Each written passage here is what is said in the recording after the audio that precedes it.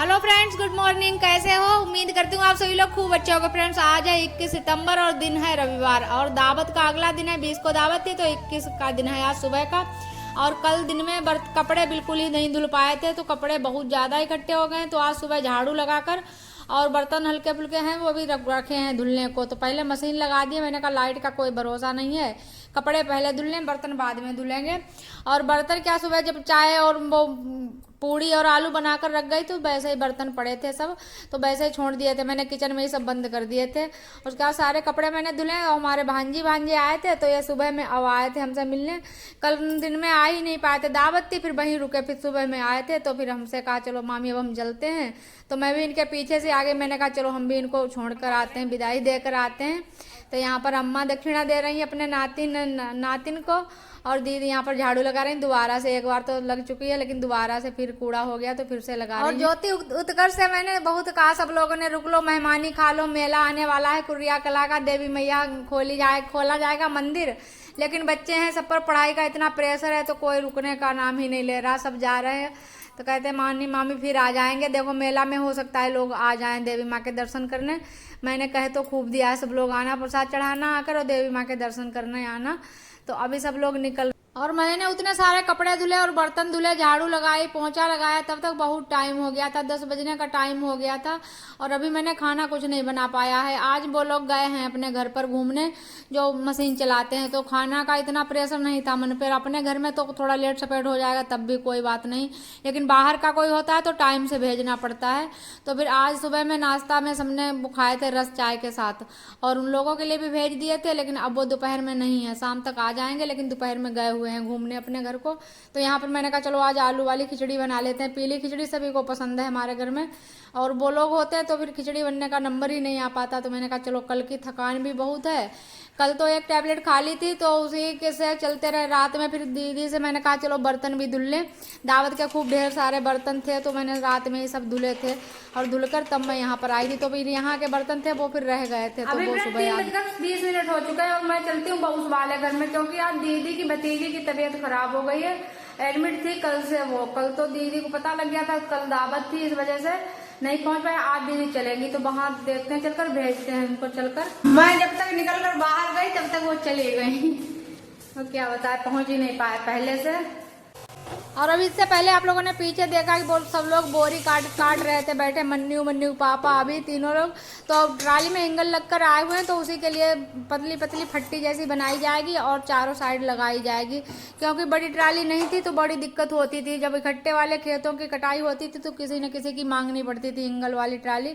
तो इस बार मन्नू पापा ने बनवा ली है वो वाली ट्राली, तो अब समस्या खत्म हो जाएगी। और फिर ये शाम की चाय बन गई है, अब जाएगी चाय, वो लोग आ गए हैं तो बिस्किट जाएंगे नाश्ता में और चाय जाएगी, तो उसी के लिए मैं तैयारी कर रही हूँ। शाम के 5:30-6 का टाइम हो गया है, लेकिन आए हैं तो मैंने कहा चलो चाय भेज देते हैं। वैसे चाय का टाइम निकल ही गया, हम लोग तो पहले ही पी चुके थे चाय।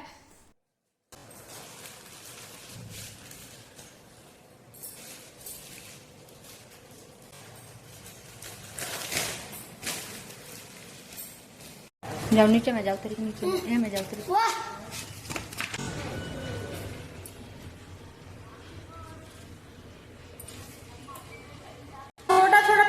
लिया ही नहीं, मैंने कहा बस 25 का 1.5 किलो ही रखो, 50 का 3 किलो देते थे। दिखाते आप लोगों को, देखो कितना छोटा छोटा प्याज है, ये इतना छोटा छोटा, मेरे लिए तो इतना काम है इस समय, इतना छोटा छोटा तो हमें छीलने में बहुत टाइम लगेगा, इतना छोटा छोटा रह गया। सब लोग बड़ा बड़ा ले लेते हैं फिर बाद में छोटा छोटा छोड़ देते हैं। फ्रेंड्स, अब मैं झाड़ू लगा दूं, बर्तन सारे धुल के रख दूं, फिर किचन में मिलूंगी।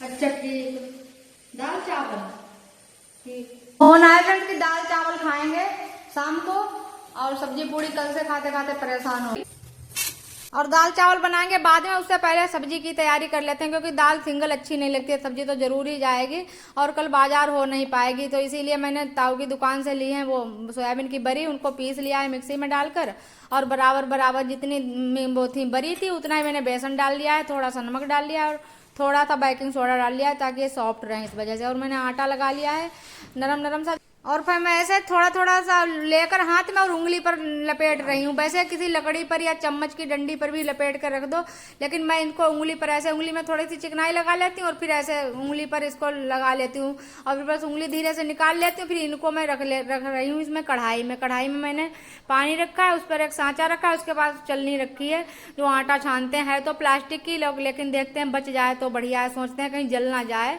लेकिन मुश्किल बात है जो है बचे।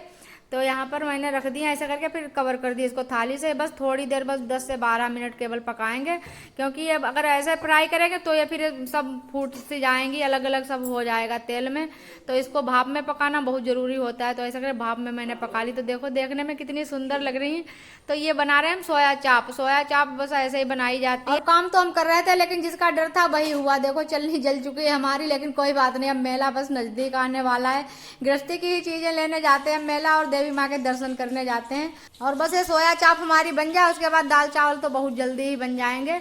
और इसी की मैं रेसिपी आप लोगों को शेयर करूंगी, बस बाकी आगे का कुछ नहीं दिखाऊंगी। तो यहाँ पर वो सब ठंडी हो चुकी है, उसके बाद बस वही लहसुन, धनिया, प्याज सब बढ़िया करके भून लिया है, सब डालकर हल्दी मिर्च नमक वगैरह, और भून कर इसको बस उलट पलट लेंगे थोड़ी देर के लिए। उसके बाद बस लगा देंगे इसमें पानी। और मैं सब्जी 1-2 बार इसको बना भी चुकी हूँ, पुराने वाले चैनल पर मैंने कई बार दिखाया भी है। और आज मैं थोड़ी दूसरी तरह से बना रही हूँ, ऐसे गोल गोल बड़े जैसे बनाती थी, और मैंने उंगली पर लपेट कर बनाई है। तो देखो पानी लगने के बाद अभी तो कुछ इस तरह से लगती हैं, और जब ये ठंडी हो जाएंगी, बन जाएंगी, उसके बाद एकदम बहुत ही अच्छी देखने में लगेंगी, और खाने में भी बहुत टेस्ट इनका अलग सा लगता है, काफ़ी टेस्टी लगती है। आप लोग भी बनाना।